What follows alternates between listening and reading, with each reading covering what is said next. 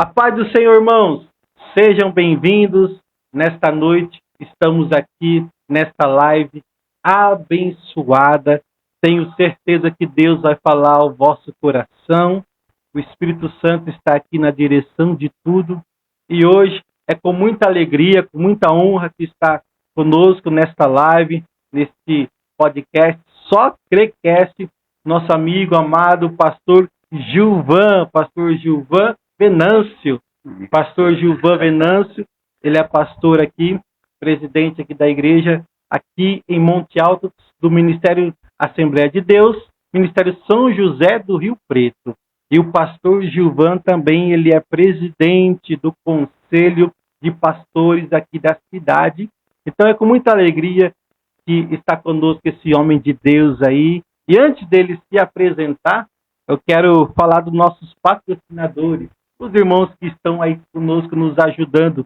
Nós temos aí alguns irmãos colaborando conosco, que é o nosso irmão, olha só, já está passando aí, ó, Diversão Kids, nosso irmão está conosco aí, Carlos Serafim, e ele tem aí uma diversão para sua filha, seu filho, a criança que está fazendo aniversário. Só você aí mandar uma mensagem nesse contato aí, Diversão Mundo Kids. E no aniversário do seu filho, da sua filha, ele vai fazer a festa. Vai levar aí uma carreta abençoada dos brinquedos, porque festa de criança tem que ter diversão. E também Beluce Aliança. Pensou em aliança, pensou Beluce Aliança. Alianças de namoro, alianças de ouro, de prata, de moeda. Alianças, a fabricação é própria. Então, o preço melhor do mercado aqui em Monte Alto, Beluce Aliança. E também nosso irmão Anderson Pissuti, MA Refrigeração, ar-condicionado, limpeza. Se você está precisando aí de manutenção em ar-condicionado, limpeza e estofado, também você está precisando comprar aí, refrigerar o seu lar, a sua empresa, MA Pissuti, só falar com o nosso irmão Anderson e ele vai até a tua casa, amém? Glória a Deus. Deus abençoe nossos colaboradores que têm nos ajudado aí nesse processo aí que nós estamos, em nome do Senhor Jesus, nessa live aí, nesse projeto abençoado. Então, o nosso amado pastor Gilvan. Na graça e na paz do Senhor Jesus Cristo. E a nossa finalidade aqui é a maior, o centro de todas as atenções aqui é Cristo, né? É verdade. Ele é o tema central, né? Estamos aqui em Monte Alto, vou fazer 10 anos. 10 anos? 10 anos. Agora em julho, né? Estávamos, antes de sermos transferidos para Monte Alto, estávamos na cidade de Ilha Solteira, estado de São Paulo ainda, mas já as proximidades da divisa com o estado do Mato Grosso do Sul. E estamos aqui nesse tempo, os pastores, né? E assim assumimos essa missiva e que estamos à disposição para trabalhar dentro de um companheirismo, né? E conhecido meu de lá de Guariba, olha só. O mesmo jeito de falar, o mesmo jeito de se expressar. Esse pastor, ele nos deu até um curso de oratória. Ele deu um curso de oratória, falava muito bem. E ele nos deu por cobrar. E quando eu fui ali separado, chamado para o ministério pastoral, eu tinha 29 anos para 30, 2015, mais ou menos. E ainda os filhos pequenos. E foi para iniciar um trabalho. A congregação alugou o salão, né, o pastor presidente lá de Abuticabal alugou o salão, colocou a caixinha de som, não tinha púlpito ainda, colocou uma mesinha de escola, pegou as cadeiras ali. Então eu era o pastor, tinha um obreiro na porta, nosso amigo Paulo, e tinha um outro pastor que era o segundo, só que ele era avançado um pouco de idade, então ele não podia estar todos os cultos, um pouco adoentado. E ali começou o meu chamado na parte ali pastoral mesmo, de cuidar de um povo. Porque antes, desde o 15 a 16, fui ali como líder dos jovens. mas aí não tinha tanta responsabilidade. Quando você é chamado agora para cuidar de um povo, é só você. A responsabilidade está agora ali, sobre você. E como que foi, pastor? Como que foi esse chamado? O desejo que o pastor teve à obra. Faz-nos ali, né, saber. Eu tive um início ministerial também muito jovem. Muito jovem. Assim, porque quando eu falo de jovem, quando eu tomei uma decisão por Cristo, eu tinha 19 anos, mas comecei a dirigir igreja entre 25 anos, primeira congregação. Então, além de um tempo que eu acho que é um período curto ainda para o ministério, mas assim, como a Bíblia ela relata a respeito da vocação, do chamado, e a Bíblia é bem clara quando diz que ninguém toma para si essa honra se não for dada por Deus, como foi a Arão. É verdade, pastor. E lá em Romanos, quando Paulo ele está relatando a respeito dos dons ministeriais, não no quesito dos dons espirituais, ministeriais. Ele relata algo quando ele diz, aquele que preside, cuidado.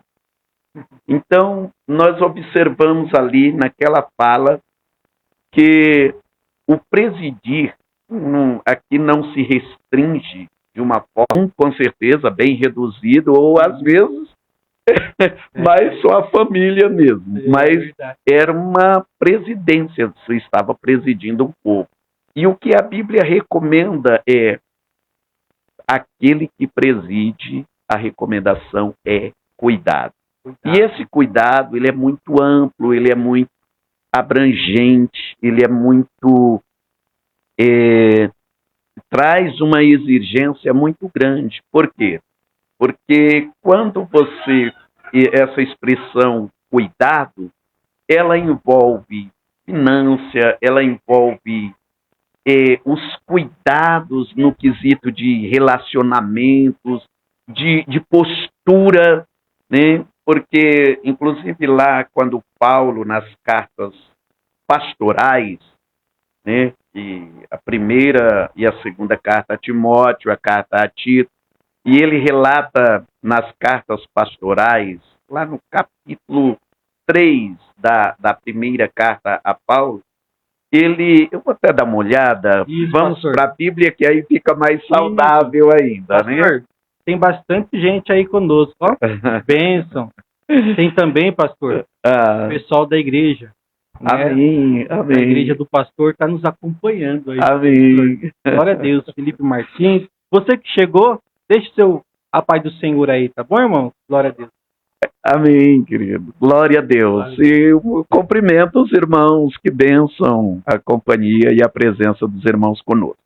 No capítulo 3 da primeira carta do apóstolo Paulo a Timóteo, está relatado assim: esta é uma palavra fiel. Eu gosto desse texto. Essa expressão, ela aparece aqui nas epístolas pastorais, nessas 3 cartas, ela aparece 5 vezes, né? Do grego, a raiz da palavra é pistos o logos, ou seja, é uma palavra como que se Paulo está dizendo, preste atenção, isso é digno de toda a aceitação, de toda a confiança. Então, nas cartas pastorais é onde ele frisa mais, dizendo, esta é uma palavra fiel. Ele se expressa aqui, né, abrindo esse capítulo 3 com essa fala, né, aqui no capítulo 1 também, no versículo 15, está escrito, esta é uma palavra fiel e digna de toda aceitação, né? Também em 2 Timóteo, no capítulo 2, versículo 11, ele vai relatando que é uma palavra fiel, e também quando ele escreve a Tito, né, a carta a Tito, no capítulo 3, versículo 8, ele relata a respeito que é uma palavra fiel. E no capítulo 3 aqui, não me estendendo muito para não ser invasivo também a sua fala, mas ele diz, é uma palavra fiel, e se alguém deseja o ofício de bispo, boa obra deseja. Ou seja, essa tradução é uma tradução BKJ, né, que é a King James, mas na corrigida ela diz, aquele que deseja o episcopado, excelente obra deseja, né? E o episcopo era, quando nós vemos nas naus antigas, nas navegações antigas, aquelas embarcações de navio, as caravelas, e eles tinham no topo, eles tinham uma determinada escada até de corda para subir, e no topo da escada, ali tinha um local onde ficava o episcopo. E lá o episcopo, ele tinha toda aquela embarcação estava embaixo da responsabilidade dele, porque ele era como se fosse o guardião daquela embarcação. Então, por isso a expressão, Paulo usa aqui uma linguagem da época, dizendo, olha, aquele que deseja ser um episcopo, que alcance o topo, que tenha esse direito de segurança, de transmitir segurança, ele excelente obra deseja. Isso é bom. Mas uma coisa também lá no topo, é um ponto de mais evidência, mas também é o ponto que o vento sopra mais forte. Verdade, então, quando ele diz, esta é uma palavra fiel, e aí ele prossegue dizendo que se o homem deseja o ofício de um bispo ou de um episcopo, a continuidade, essa parte preliminar do versículo, primeiro versículo, é muito fantástico e atraente. Mas as consequências seguintes exigem, que vem do grego, o cosmios, que quer dizer um homem de postura, de decoro, de respeito. Então, a sequência dos versículos vai exigir isso desse episcopo. Então, não é só estar no topo. Primeiro, além de alcançar, é difícil subir os degraus, né? Versículo 2. Então, deve ser irrepreensível. Só esse primeiro para destrinchar tudo isso, e tem uma exigência. Porque para você ser irrepreensível, exige uma conduta exemplar, de renúncia, em muitos os sentidos e segmentos da vida. Porque o ministério não se inicia no altar. O ministério, aquele que não for bem na praça, ele também não vai ser bem no púlpito. Então tem toda uma exigência. Aí, esse primeiro degrau, vamos colocar assim, esse primeiro degrau da escada, já dá aqui uma pregação e uma exigência muito grande para aquele que deseja o episcopado, esta posição. Porque às vezes nós gostamos do glamour do púlpito, dos aplausos, da evidência, dos reconhecimentos, mas tem toda um crivo, um caminho, uma escada para ser trilhada. E se nós atropelarmos o primeiro degrau, se o primeiro degrau for anulado, os demais serão falsificados. Então tem que ter todo um segmento para isso, né? Pastor aí falou em desejar, aquele que deseja. E aconteceu isso, pastor. Aconteceu isso por quê? Aconteceu isso comigo. Porque eu comecei ali como músico. Sim. Primeiro eu desejei ser músico. Então, para mim ser músico, eu tive que estudar, tive que me impor, tive que renunciar ao tempo. Então, todos os dias, à noite eu estudava. Todos os dias. Tinha eu, meu amigo Samuel. Interessante que todos os dias Eu me lembro, eu chegava em casa, eu pegava o meu violão e ficava das 8 horas, das 9 horas até 10, 10 e meia tocando. A gente tinha uma pasta, uma caixa cheio de louvor, cheio de hino da harpa. A gente ficava ali, porque a gente queria ser músico para tocar na sede. E é uma exigência muito alta para ser músico na sede. E aí a gente foi ali, até que a gente conseguiu alcançar lá. E aí eu vejo assim que, a qualquer momento da minha trajetória, eu olhei algum pastor e falei, eu quero, eu desejei ser. Aí foi onde que Deus olhou e falou, eu vi o desejo no seu coração. É assim que acontece, pastor, quando o desejo nasce da gente ver alguém realizando, fazendo e fazendo bem, vendo o bom exemplo, né? Porque eu tenho o pastor Jaime, Jabuticabal, exemplo de homem de Deus, olha, um exemplo mesmo de homem de Deus. Às vezes a gente olha aquele homem de Deus e você não está nem desejando. Mas ali na sua juventude você olha e fala, e você deseja. Quando você deseja, parece que Deus pesca. Peguei. É assim, pastor?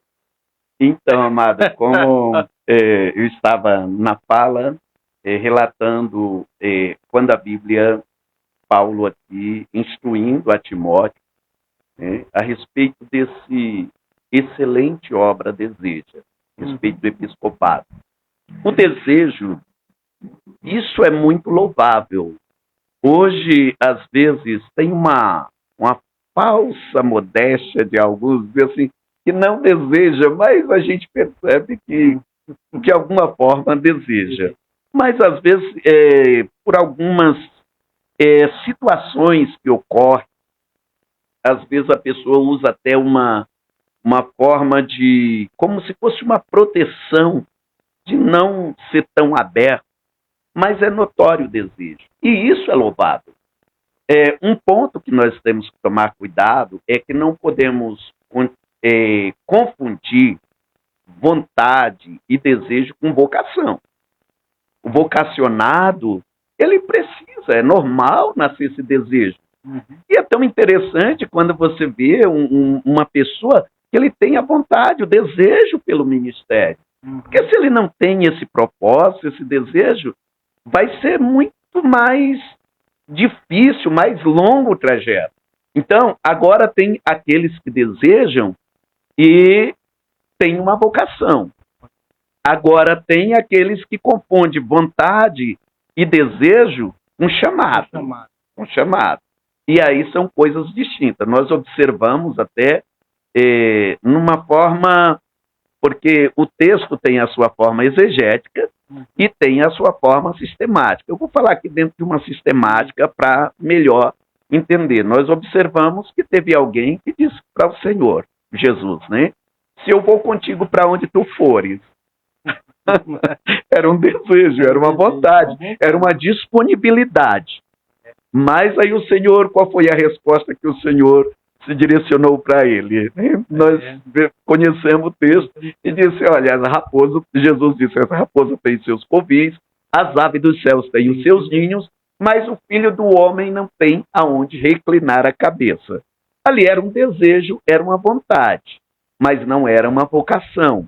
Já teve outro que observamos nas entrelinhas ali, dentro de uma forma sistemática, e dentro de uma hermenêutica, nessa arte da interpretação do texto que eu estou fazendo aqui, que outra pessoa pode ter uma linha também interpretativa dentro de uma hermenêutica salutar, que não venha ferir as escrituras sagradas, porque o nosso fundamento é a inerrância das escrituras. Porém, dentro de uma hermenêutica, de um campo sistemático, temos essa liberdade da interpretação sem ferir o que é sagrado. E alguém pode ter uma interpretação diferenciada. Mas teve outro que aí o Senhor chamou e ele disse que não poderia ir, porque ele tinha que sepultar o pai. O pai estava vivo ainda, mas ele era um primogênito. E por ser um primogênito, ele tinha o conhecimento que, na ausência do pai, ele assumiria a posição patriarcal. E ali, até no tocante uma porção maior ele tinha direito. Né? Quem sabe ele estava pensando em herança e ele disse, eu não posso ir, primeiro eu tenho que sepultar o meu pai. E aí o Senhor disse para ele, né? Mas aquele que coloca a mão no arado e olha para trás não está apto para o serviço do reino. Então, quem é vocacionado verdadeiramente e que não está movido só pelo desejo e a vontade, mas tem a vocação, ele vai resistir no dia mau, no dia da adversidade também. Porque o ministério, como eu estava relatando, ali nos degraus que tem que subir, porque nós olhamos o topo do mastro, né? Mas o topo do mastro precisa subir os degraus corretamente, porque lá em cima, quando chegar no topo, você vai precisar de equilíbrio, lá é onde o vento sopra mais, lá é onde a visibilidade é maior, mas não é chegar lá pelo um entusiasmo de uma vontade natural, tem que ter a vocação, senão não vai conseguir resistir e ficar lá. Então, quando Jesus fala para aquele moço assim, e quem coloca a mão no arado e olha para trás, não está apto para o serviço do reino, ou seja, o vocacionado, o chamado, mesmo em meio às adversidades, ele sente os impactos, os solavancos, mas ele tem uma postura, um perfil, dizer assim, eu estou aqui.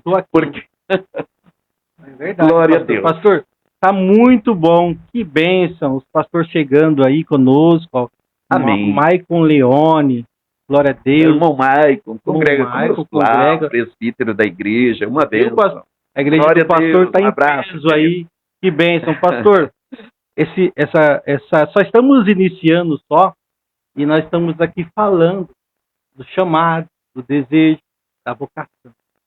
E aqui o pastor falando aqui, né, que o apóstolo Paulo, com a sua sabedoria, ele ali deixou ali algumas orientações que devemos seguir. E eu me lembro que ali na congregação, quando eu passei para a congregação, era da sede, passei para a congregação e ali eu fui crescendo ministerialmente. Ali como diácono, depois eu servi na água, servindo os pastores, olhando o carro. E é tão honroso e prazeroso isso aí. Colocando criança para dentro da igreja, não deixando a criança correndo lá fora. E eu aprendi com o meu pastor, chega mais cedo, olha o banheiro, liga o ventilador, perfeito. Alinha as cadeiras, alinha os bancos, liga o som, liga o microfone, vê se está tudo perfeito. Acabou o culto, vai no banheiro, dá descarga, vê se o banheiro está precisando dar descarga, tira o lixo do banheiro e coloca na rua, fecha tudo, apaga as luzes. E hoje eu vejo, pastor, infelizmente, eu vejo que precisa sim dos degraus, mas eu vou tocar num ponto aqui que eu vejo que muitos não querem subir os degraus. Eu vejo, às vezes, dia a dia que está corrido, o pastor acaba o culto, os obreiros, os diáconos, os cooperadores, e é uma crítica. São os primeiros a ir embora. São os primeiros. O pastor, ele fica sozinho. Ele fica sozinho. Quando eu estava na frente do trabalho, eu ensinei, tive que ensinar os obreiros. Vocês, pelo menos um, tem que ficar aqui comigo. Porque é incrível. O dia que vai todos embora, aparece ali alguém na porta da igreja. Então eu ensino, um tem que ficar aqui comigo. Escalei um casal para limpar a igreja. Essa semana a chave é sua, você vem, lava a igreja e limpa a igreja. Na outra semana a chave é sua, você... Porque eu vejo que muitos fogem da responsabilidade, mas querem estar lá sentados, lá em cima. Só que a responsabilidade é maior, porque quanto mais é dado, mais será cobrado. E aí, pastor, já vou passar para o pastor. E aí, pastor, a gente vê que você trabalhando ali, trabalhando, você vai galgando. Porque o pastor está te vendo, o pastor está reconhecendo. E aí eu até falo, ó, o pastor tem que ver você trabalhando, ver você, para você ser reconhecido. Quando você desce mais um degrau, a gente fala desse jeito, é reconhecido como presbítero ou como diácono, é algo que você já está fazendo, então você é reconhecido. Mas tem muitos que, na minha visão, tá, pastor? Tem muitos que querem ser reconhecidos sem estar fazendo. E aí eu me preocupo o que vai ser dessa geração que quer ser reconhecido sem estar fazendo. A parte mais fácil do culto é dirigir o culto. A parte mais fácil. Mais fácil é chegar lá, sentar e dirigir o culto. É a parte mais fácil. Perfeito. Pastor Jeremias, desculpe até se eu fui invasivo. Não, pastor, pode. Talvez essa live ela vai mexer porque está muito voltada para obreiro. Quando eu falo mexer no sentido até de se não tiver uma estrutura pode às vezes até se assustar ou se escandalizar. Mas o obreiro ele tem que ter estrutura, submissão, temor, fidelidade e comprometimento. E dentro dessa fala do trabalho prático, do exercício do obreiro. Hoje a gente vê assim de uma forma muito, não sei se é o correto, mas eu vou usar essa expressão muito generalizada, porque não é um foco isolado de uma forma restrita em um ponto. Onde você vai, às vezes você vê essa necessidade, que se nós formos falar, não é um saudosista, um retrocesso ao passado, mas nós fomos ensinados de uma forma, essa questão mesmo, eu fui ensinado no meu diaconato, eu não poderia ir embora antes do meu pastor ligar o carro e eu tinha que sair depois dele. Até porque era uma forma ali de cuidados, né?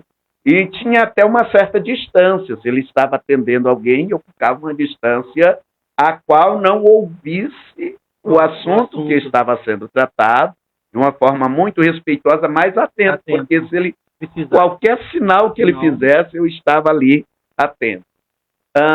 Então, são pontos que a forma que aprendemos hoje, algumas dessas atividades, elas não estão sendo colocadas com essa mesma qualidade. Não é uma regra total, porque tem aqueles que se despontam sempre, mas enfrentamos muito dessas dificuldades. E assim, como se o diaconato não fosse, lá em Atos 6, quando fala a respeito do diácono, diz que, eu vou até ler também um versículo aqui no Atos 6, tá? Porque nosso tema é a Bíblia. Então, no capítulo 6 de Atos dos Apóstolos, o versículo 3, né? A parte inicial vai falar da necessidade que surgiu até por murmurações que estavam ocorrendo aos apóstolos, que as reclamações é que eles não estavam atendendo de uma forma coerente às necessidades que eram tão amplas. E aí no versículo 3, para ser mais sucinto, diz assim: por isso, irmãos, escolhei dentre vós 7 homens de bom testemunho, cheios do Espírito Santo e de sabedoria, aos quais possamos nomear sobre este serviço. E lá na corrigida vai dizer sobre este importante negócio. Então, é muito importante o serviço do diaconato. É um trabalho que todo pastor que verdadeiramente foi vocacionado e que não queimou etapas, ele sente essa falta.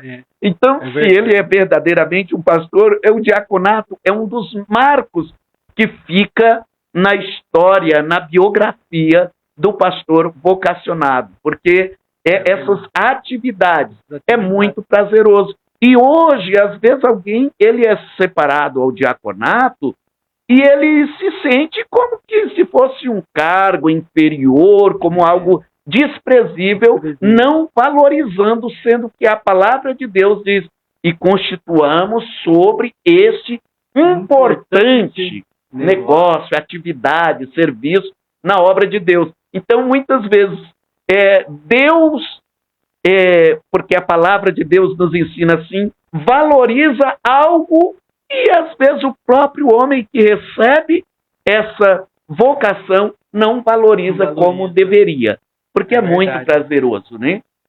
Então, a questão do servir. E a expressão servo já está vinculada a isso, serviço. E nós somos servos. Eu nunca deixei de ser diácono, pastor.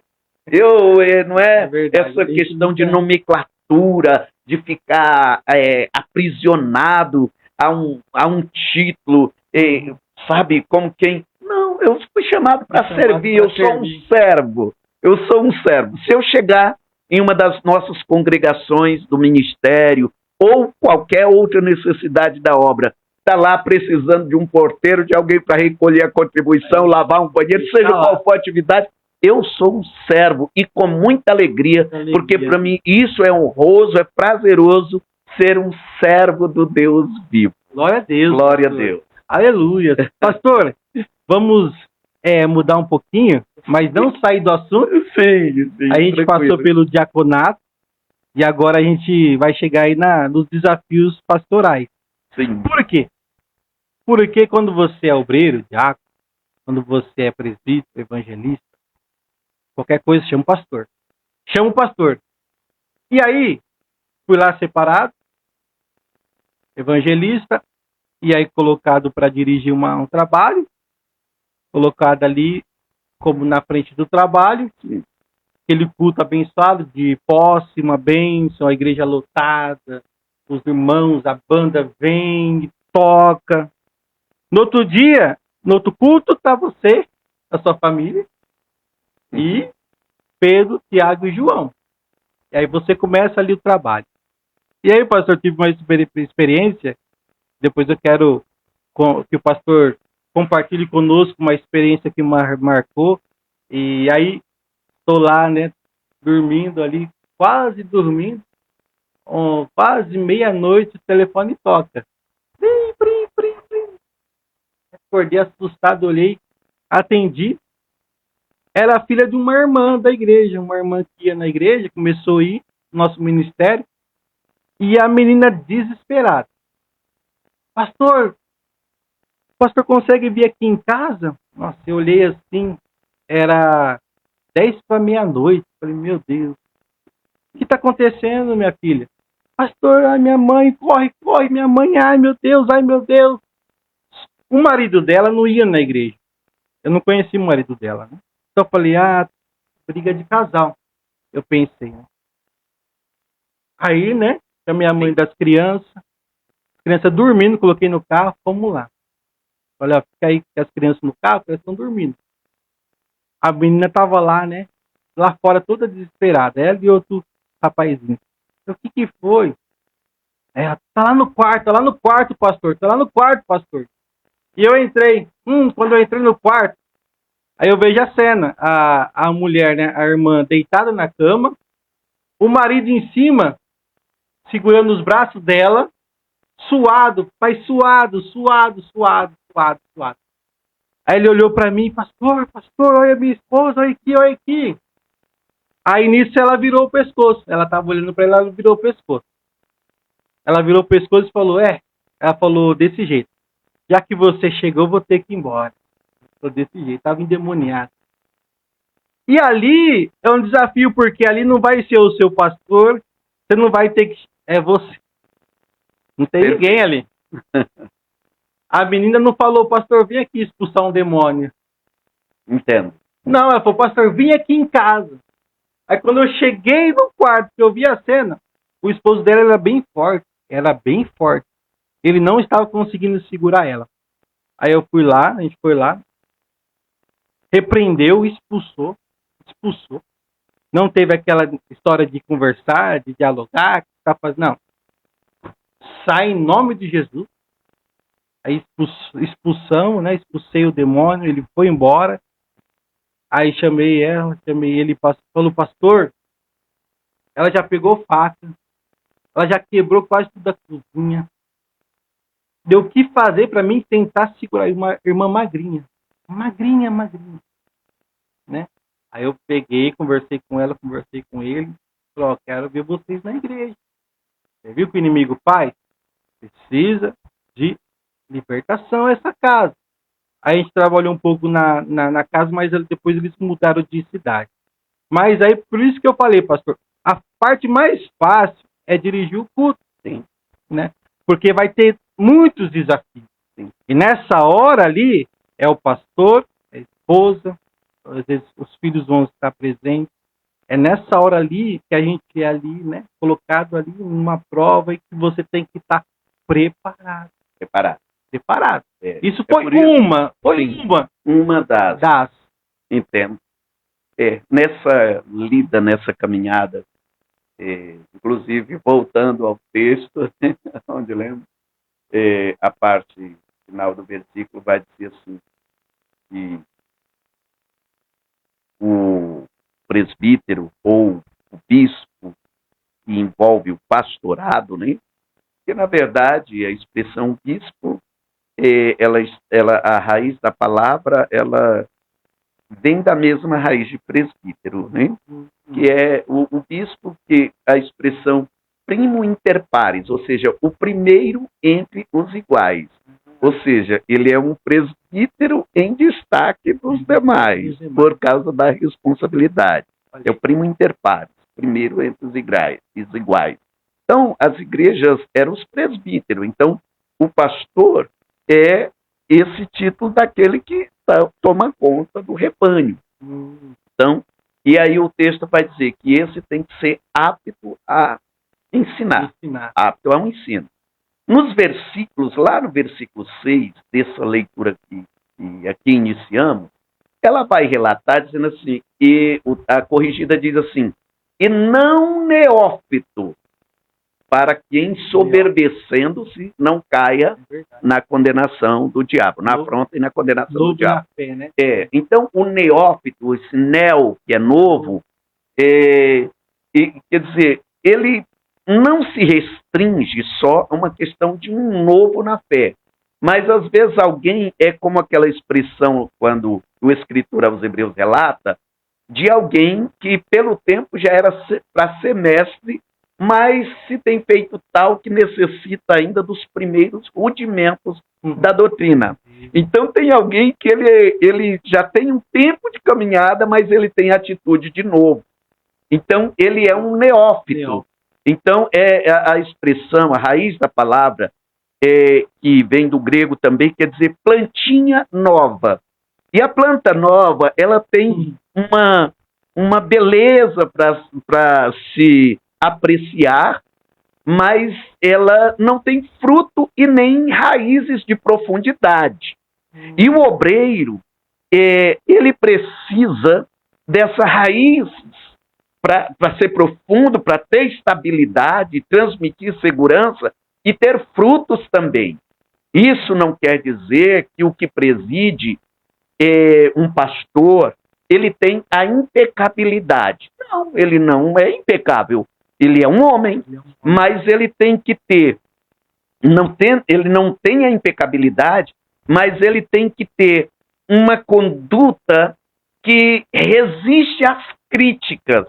Porque mesmo que alguém vai falar mal do senhor, vai falar mal de mim, mas nós temos que ter uma postura, um perfil, é o cosmos, é aquilo que eu falei, um decoro, uma responsabilidade de que mesmo a nossa postura, ela vai resistir às críticas. E o nome de Deus vai ser glorificado em algum momento pela nossa postura, pela nossa autoridade. E essa autoridade é adquirida, é uma construção. Tem que ter uma vida de oração, de intimidade com a palavra. A exigência aqui já inicia também, um dos pontos apto a ensinar. Então, o obreiro, Às vezes fica, hoje nós deparamos pastores que às vezes não têm uma dedicação na leitura. Ah, pastor, como que o senhor sabe disso? O senhor convive? Não precisa conviver. A postura, a ministração, o perfil, a forma de se exprimir, de se expressar, de ministrar a palavra, já identifica o que é o cotidiano desse obreiro, desse pastor. Então, a exigência do pastor, ele precisa se dedicar tempo. Ele precisa de tempo. Aquele que quer ter conhecimento de Deus, ele precisa aplicar tempo para com Deus, para com a sua palavra. E dentro desse tempo, ele vai adquirir o quê? Maturidade e experiência. Eu sempre uso até uma fala e eu digo assim, que o tempo, ele gera o crescimento. E o sofrimento gera maturidade. Hoje o obreiro gosta, como eu falei agora há pouco, do glamour do púlpito, mas ele não quer passar os desafios. E quando é contrariado, uma coisa simples. Às vezes você tem lá um presbitério, igrejas grandes, que tem lá um colegiado grande de obreiros, mas se você deixar ele um mês sem ele pregar, você arruma uma confusão, uma discordância.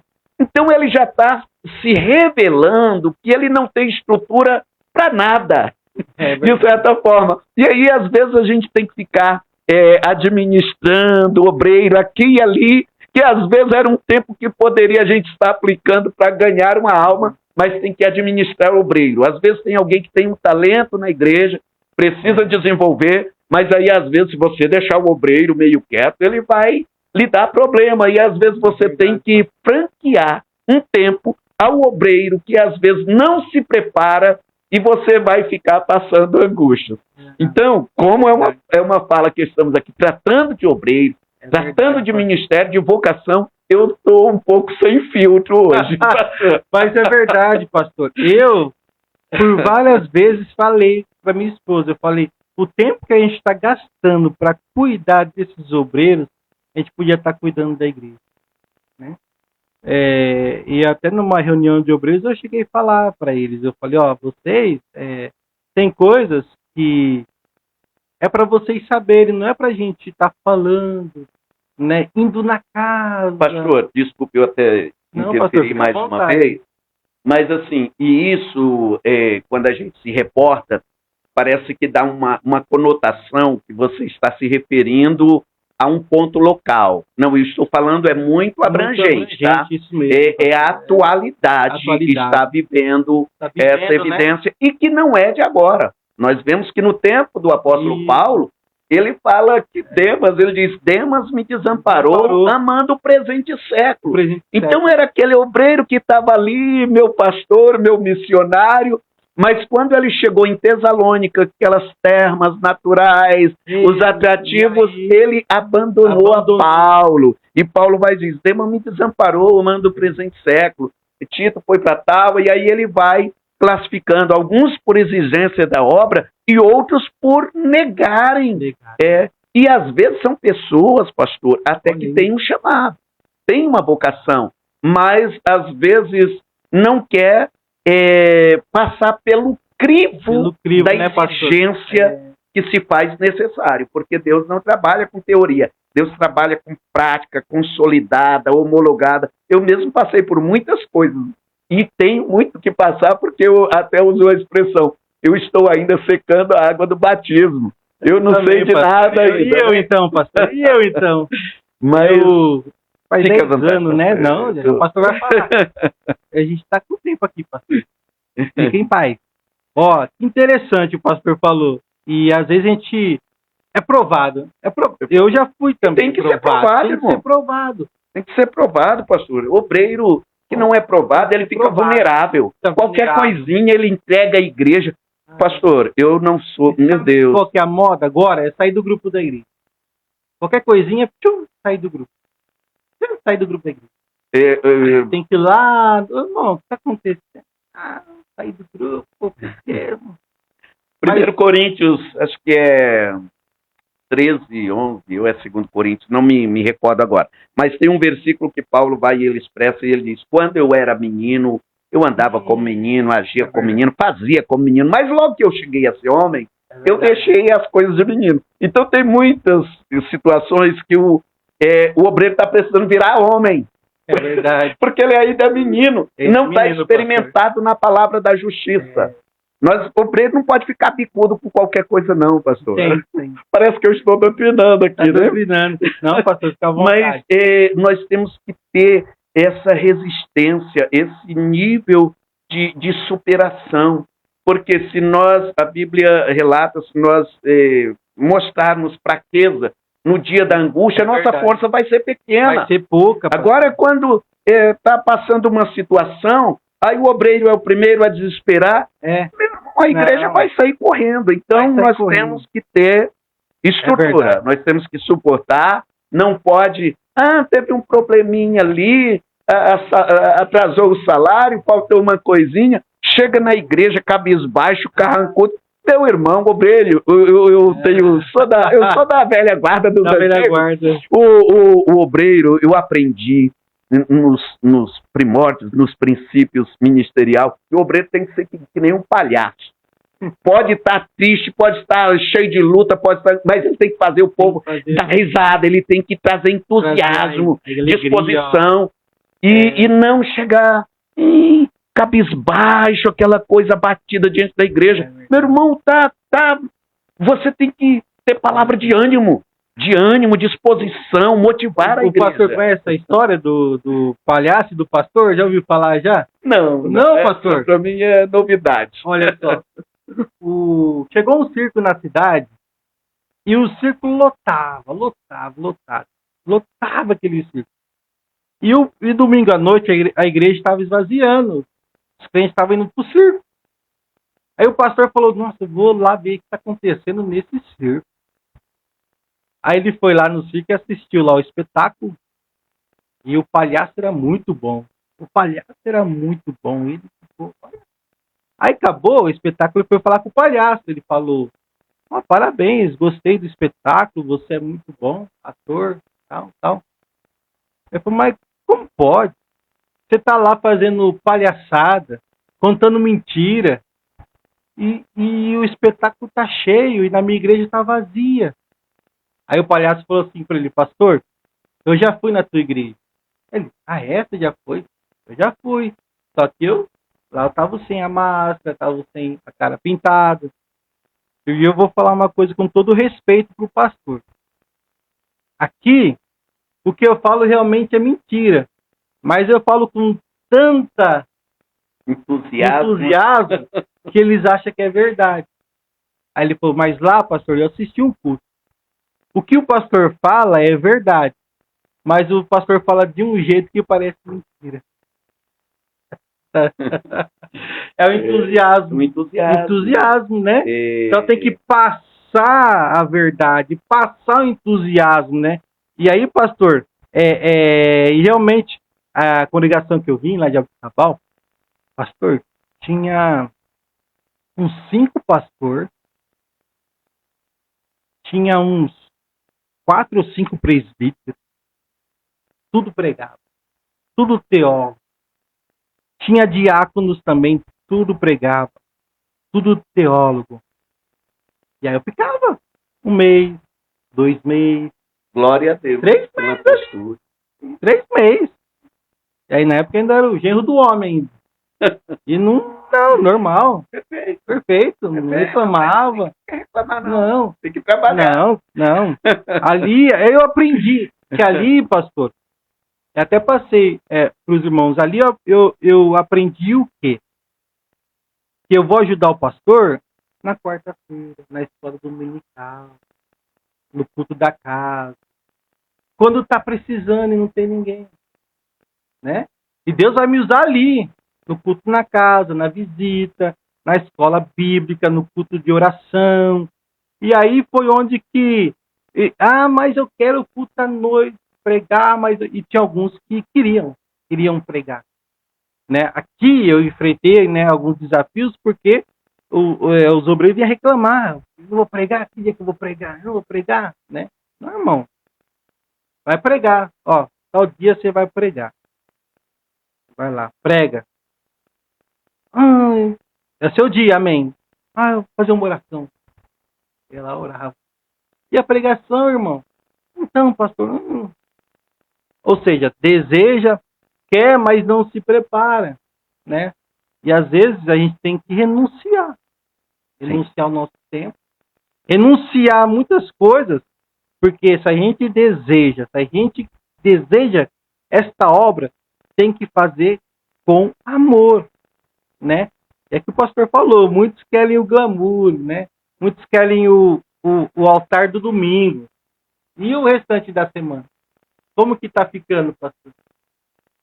Isso tá geral. Isso tá geral, pastor. Mas nós temos que...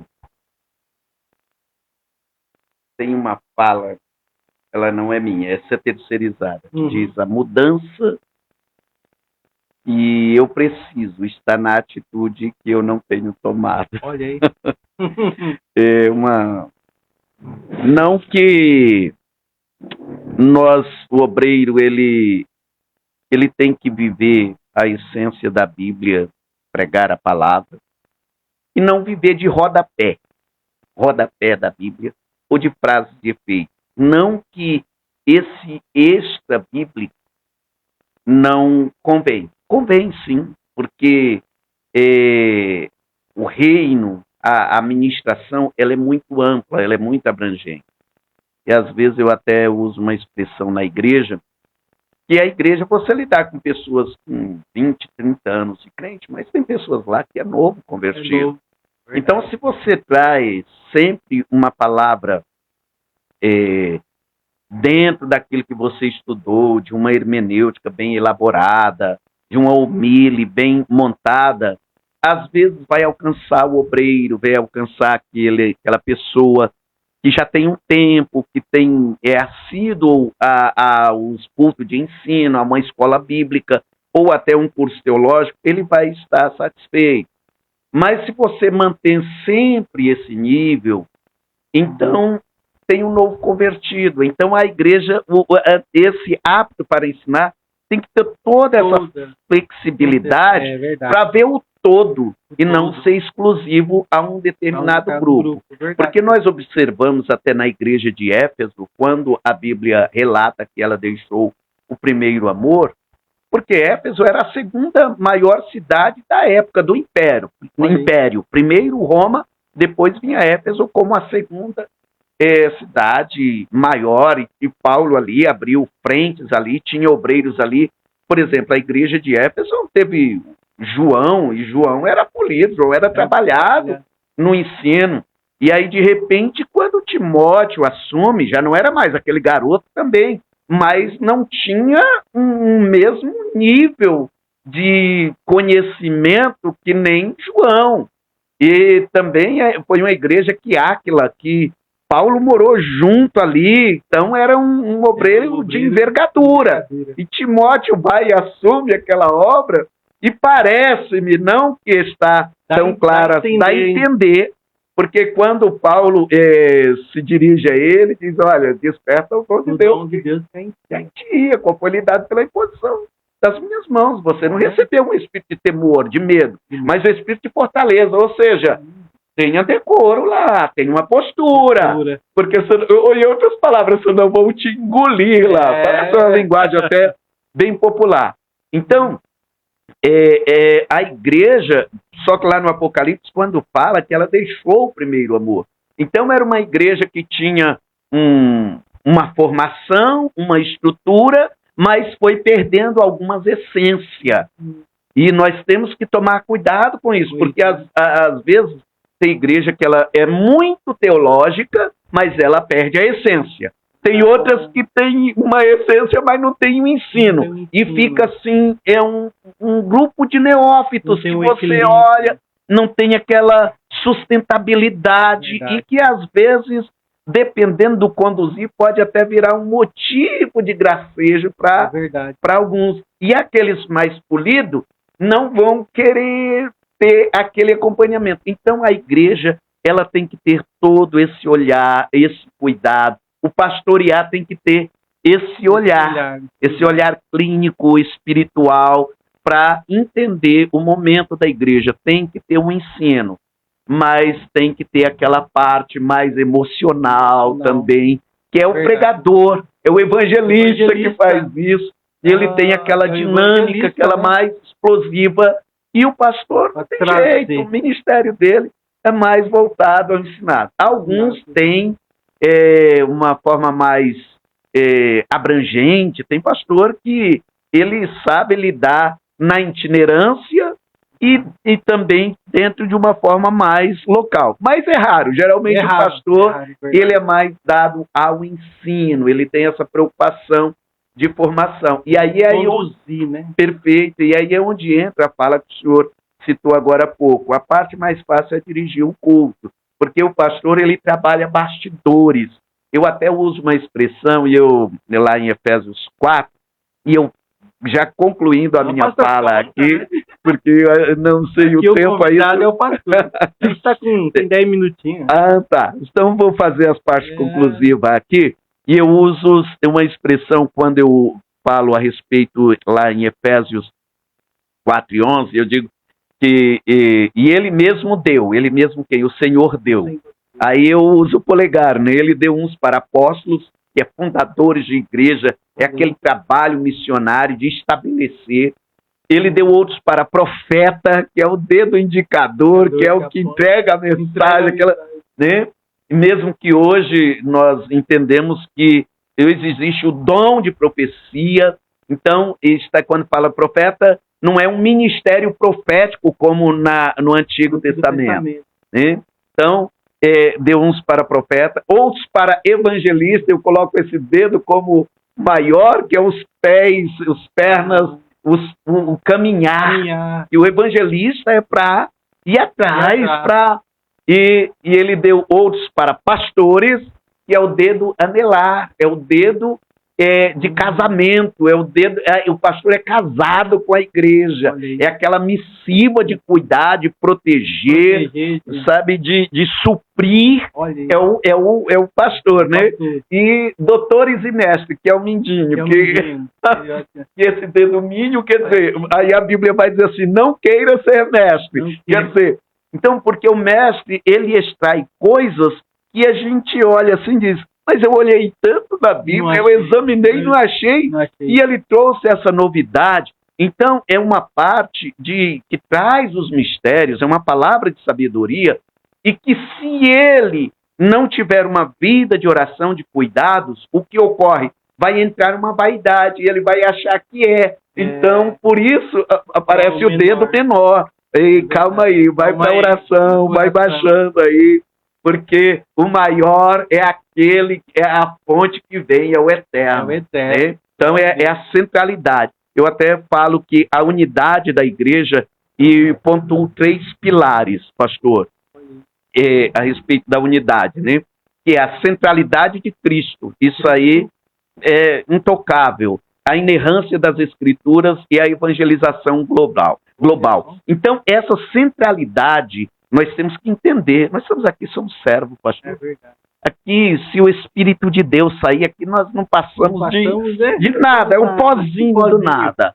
Entendeu? Então, toda honra e glória pertence a Ele. Nós precisamos, pastor, entender isso, implantar isso no coração. Aleluia. Para que haja crescimento. Para que haja esse crescimento, que ele cresça, como está registrado no Evangelho de João, que ele cresça e que eu diminua, e que ele apareça. E como diz o louvor, e que eu me constranja. Aleluia. Uma pergunta, pastor, ó. Fica à vontade. Glória a Deus. Diante dessa fala, o que mais a igreja está necessitando nos dias atuais? Dos cinco ministérios. Olha, a gente especificar, dentro da minha visão, seria anular de alguma forma os outros. Todos têm a sua importância. E aí eu uso aquela fala que diz: cada um fique na vocação que foi chamado. Porque todos têm a valia. Agora tem uma fala dentro disso. Cada um também venha exercer com qualidade. Porque não adianta eu ter um título pastoral e não cumprir esse trabalho de cobertura, de proteção, de preparo no ensino, de ter uma cobertura, orando, intercedendo pela igreja. Não adianta eu ter um título de evangelista e não cumprir a minha vocação. Então, cada um é cumprir, porque todos têm a importância. Porque a continuidade lá, concluindo aqui, a continuidade, eu não vou abrir a Bíblia, mas em casa, quem quiser conferir, vai dizer assim, que ele mesmo deu uns para tal, como eu citei. Aí diz, o versículo seguinte vai dizer assim: querendo o aperfeiçoamento dos santos. Então, o ministério, seja apostólico, seja profético, seja evangelístico, seja pastoral, seja do mestre, do ensinador, ele tem que trabalhar para o aperfeiçoamento dos santos. Oh, glória! Aleluia! Aleluia! E nós temos que fazer isso com temor, com zelo, com aplicação. Com amor. Você é um evangelista, cumpre a obra de um evangelista. E Paulo, quando ele escreve para Timóteo, ele diz, pregues a palavra, instes a tempo, fora de tempo, redargue, exorte, repreenda com toda a longanimidade doutrina, porque vai vir tempo que não sofrerão a sã doutrina, criarão comichão nos ouvidos, voltarão seus ouvidos às fábulas, amontoarão doutores para ensinar conforme as suas próprias concupiscências. Mas aí ele diz assim: mas tu, em tudo sede sóbrio, sobriedade, equilíbrio, postura. Então, mas tu em tudo sede sóbrio, faz a obra de um evangelista e cumpre o teu ministério. Então, cada ministério tem a sua importância. Agora, você tem que valorizar e cumprir. Valorizar e cumprir. Aleluia. Glória a Deus. Glória a Deus. Aleluia. E a segunda pergunta, nós já estamos, para encerrar. Que alegria, pastor. Que live abençoada. Amém. Glória a Deus. Eu estou muito à vontade aqui, tá bom? Amém. Mas já estamos concluindo. Mas olha só, tem uma pergunta aqui antes da minha. O maior desafio é do Alexandre, nosso amigo, amado presbítero Alexandre, que também nos ajuda aqui. Sim. Qual o maior desafio que um pastor enfrenta nos dias atuais? É uma pergunta muito sábia. Muito boa pergunta. A paz do Senhor, irmão Alexandre. Paz do Senhor, pastor Alexandre. Ana está nos assistindo. A esposa do pastor Lorival. Amém. Minha saudação a ela. Que bênção. Qual o maior desafio, pastor, que os pastores enfrentam nos dias atuais? Um dos desafios, vamos às vezes dizer o maior, porque é tantos desafios no dia a dia, mas hoje, às vezes, a gente observa pastores que, às vezes, ele não tem... ele ouve todos. Ele tem que estar acessível e disponível para ouvir a todos. Mas, às vezes, quando chega na hora dele, nas suas adversidades, às vezes ele não pode expor a adversidade dele porque as pessoas interpretam como um fracasso. Então, tem hora que parece que ele tem que se portar como se fosse um super-homem. Não é, ele é um homem que tem sentimento, tem dores. É claro que ele tem que ter aquilo que eu falei agora há pouco, esse perfil, essa postura. Mas um dos desafios, às vezes, é essa ausência de ter alguém. Dentre isso poderia ocorrer em meio aos próprios pastores, mas às vezes há uma distância. Eu vejo, até respondendo ao pastor Alexandre, dentre tantas, tá? Não estou dizendo que é a maior, porque numa dinâmica aqui ao vivo, então às vezes a gente pode dizer assim, mas tinha aquela outra situação. Mas eu acho que essa situação de, às vezes, você é como se você está levando uma carreira solo. Mesmo que você tenha um Deus que supre as suas necessidades em todos os quesitos, mas eu estou falando desse companheirismo, porque, finalizando aqui, quando Paulo ele escreve lá em Filipenses, e ele fala de Epáfras, e ele usa uma expressão lá, ele diz assim, companheiro, cooperador, companheiro, ele está falando que eu enviei para vocês Epáfras, porque vocês ficaram sabendo que ele adoeceu, realmente ele teve quase a morte, mas Deus se apiedou dele e de mim, Paulo falando, e diz assim, e eu enviei a ele, a vocês, porque ele é cooperador, irmão, cooperador e companheiro. Olha só, então, às vezes, a qualidade.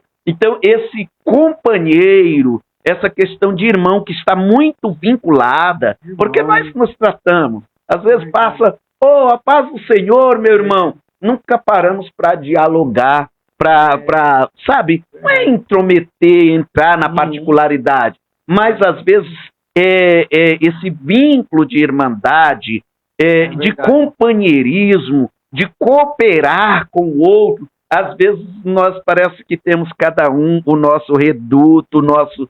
Não, porque se eu compartilhar algo com o pastor Jeremias, não sei como que ele vai interpretar, não é que temos que ter também tudo, não, você tem que ter intimidade na oração com Deus, mas às vezes você precisa desse companheirismo, porque nós sabemos que dependemos totalmente de Deus, mas às vezes essa carreira solo, esse isolamento, e às vezes isso desencadeia até traumas que alguns obreiros, ele não alcança um ápice tão longevo, sabe? É interrompido antes pela carga emocional, e às vezes falta esse trabalho no nosso meio de saber lidar com prudência, tudo dentro de uma prudência. É verdade mesmo. Tem um medo, um receio. O receio. O receio de, às vezes, são coisas que não é tão grave, mas na cabeça daquele pastor, só o fato dele se abrir, ele já é um bloqueio.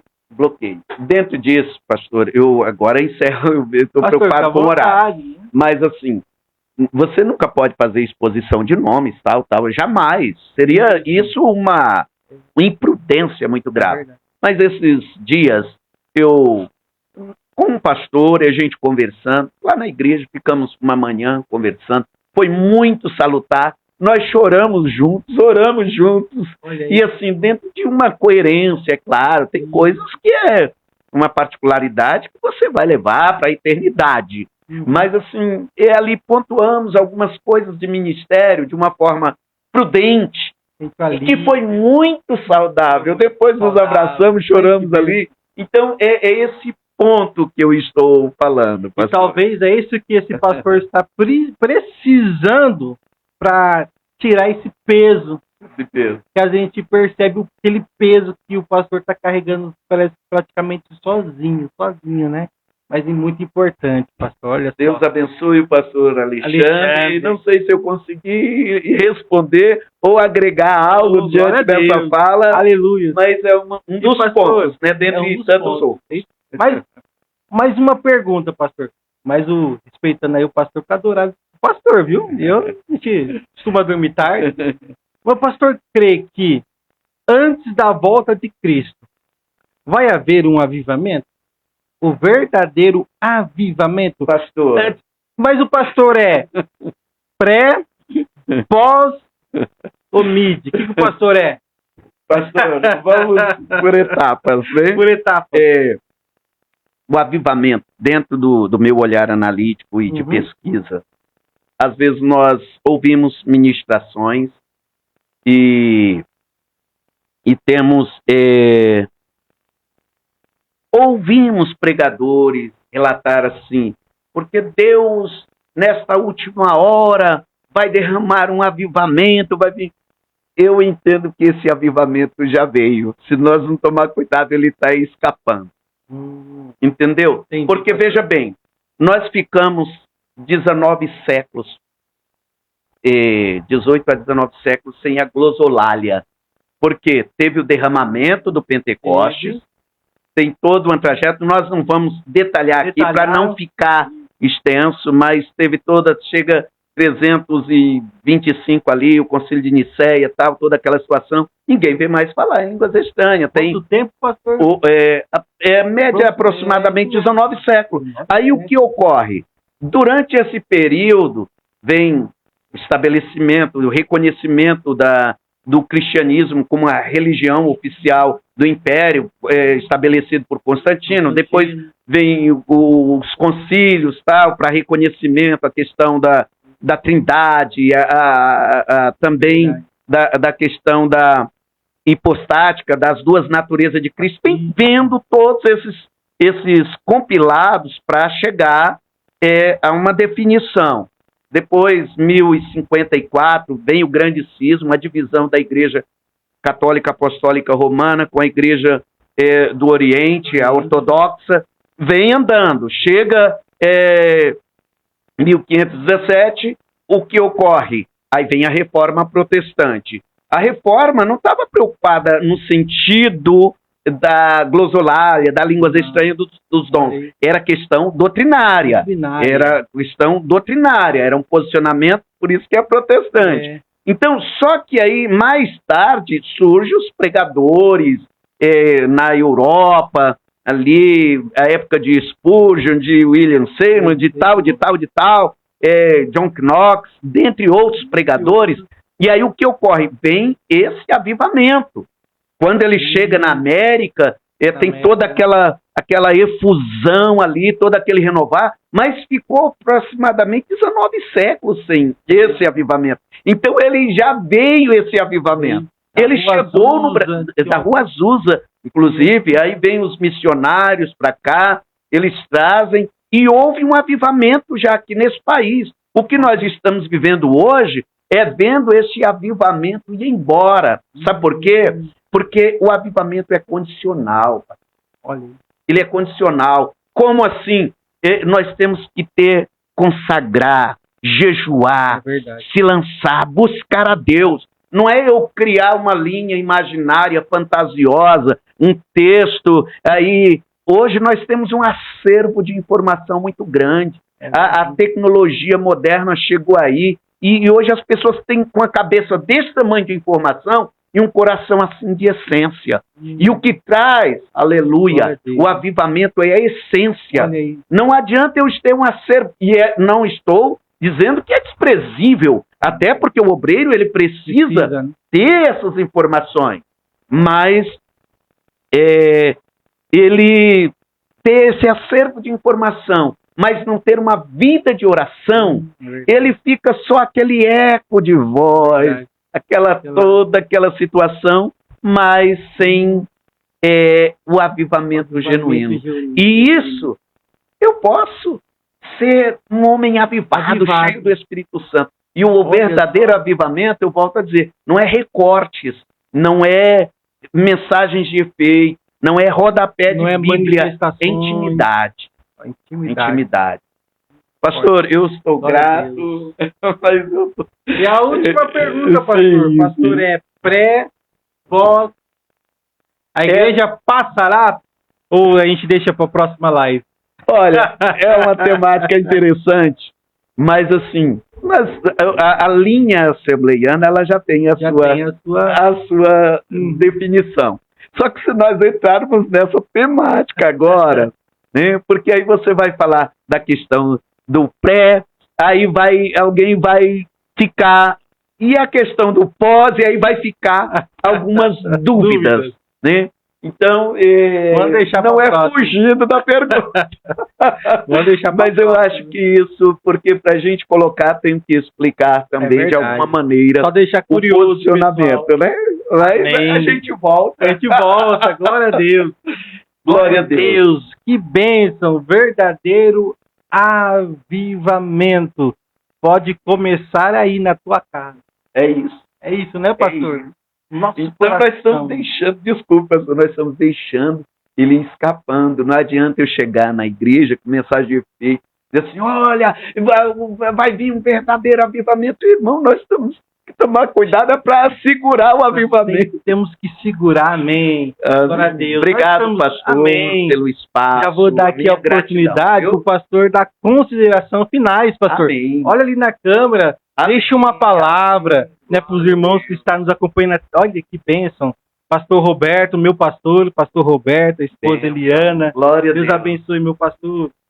Eu quero externar a minha gratidão a todos que ficou conosco aqui, participando dessa live, e possamos, espero que o Espírito Santo, que é mestre único e consolador permanente da igreja, mesmo aquilo que nós, como homens, temos limitações e não conseguimos expressar de uma forma tão clara, tão evidencial, mas que o Espírito Santo venha colocar no coração de cada um com muita clareza, porque a nossa finalidade aqui é a edificação da igreja, é a igreja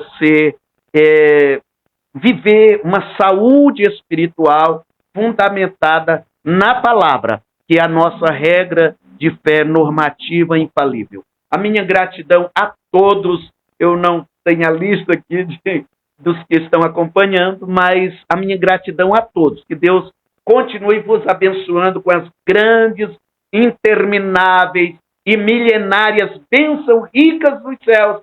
Repouse sobre vós, em nome de Jesus.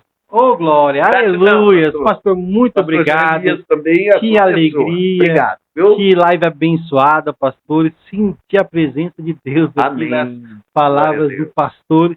Tenho certeza que os irmãos também sentiu lá na casa deles a presença de Deus. Aleluia. Irmãos, Deus abençoe. Muito obrigado. Aleluia. Pastor Gilvan vai voltar mais vezes. Desde já quero agradecer. Ele preparou ali na agenda dele um espaço para estar conosco aqui. É muita alegria, muita honra. Irmãos, Deus abençoe. Continue orando por nós, por esse projeto. O intuito aqui é levar conhecimento, que você possa dormir aí uma palavra abençoada. Pastor, Deus abençoe o ministério, a casa, a esposa. Deus abençoe a família em nome do Senhor Jesus, dos obreiros. Amém. Deus abençoe a todos vocês que nos acompanharam, nosso irmão Alexandre. Pastor. Me permita um aviso para a segunda-feira do conselho? Pode falar? Pode, não deu nem tempo de falar do conselho, pastor. Meu Deus. Mas amém, uma bênção. Aos pastores, aos obreiros, ministros da palavra, pastoras, missionárias.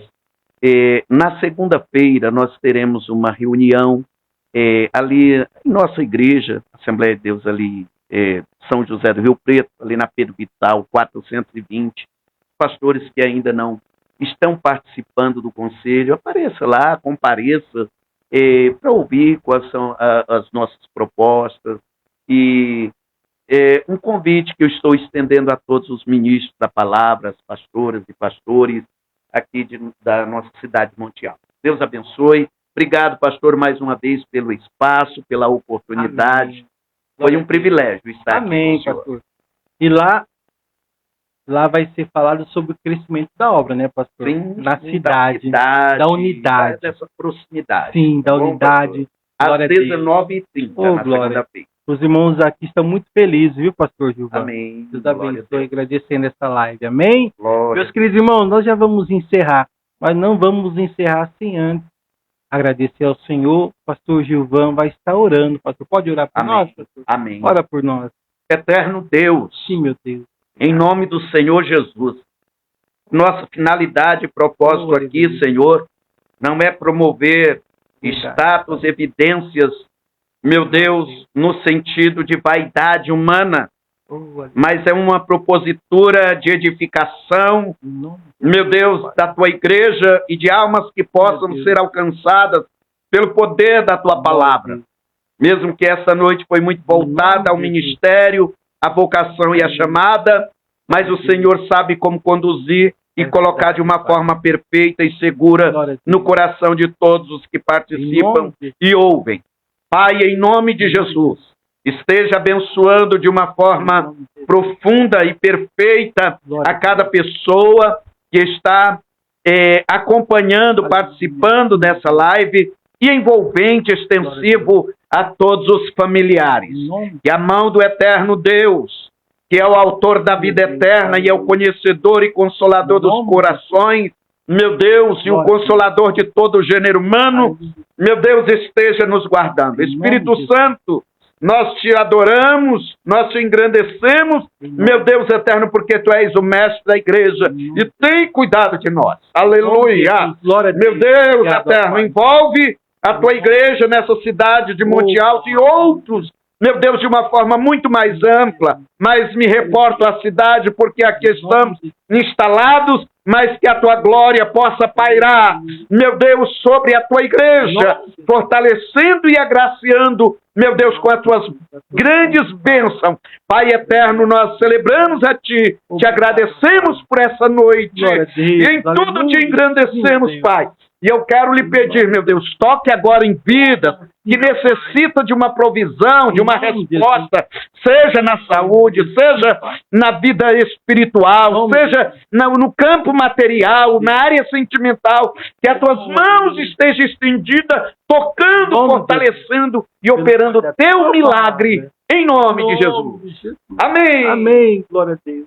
Oh, glória. Aleluia. Glória a Deus. Amém, irmão. Deus abençoe. Deus abençoe. Grande abraço. Fiquem com Deus.